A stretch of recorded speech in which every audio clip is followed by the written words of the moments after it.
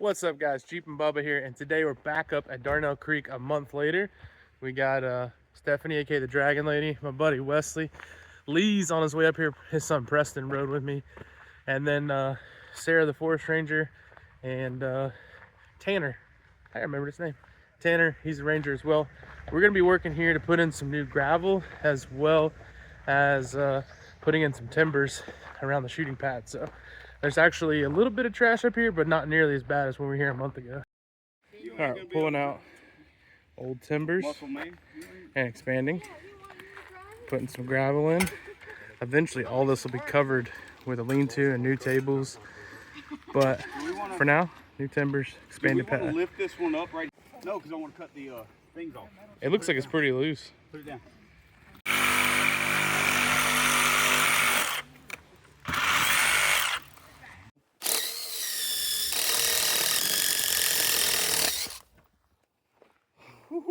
All right, we got our can cut Atlas 22 bag out here, and just pre-drilling some holes.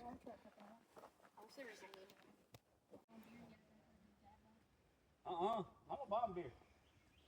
All right, we cut out the old timbers, loading them up in the forester's truck. Lee's out here spreading the gravel, just dumping it. And so you can see now, this used to be about right here. There's so much more room. So the plan is to have some benches back here. This will all be covered, new metal tables, range nice and clean. We want to come in here with a skid steer and get all the shells that we can't get by hand and back drag it and put in some rye or some grass up here, so it's a lot prettier. All right, that's the final thing.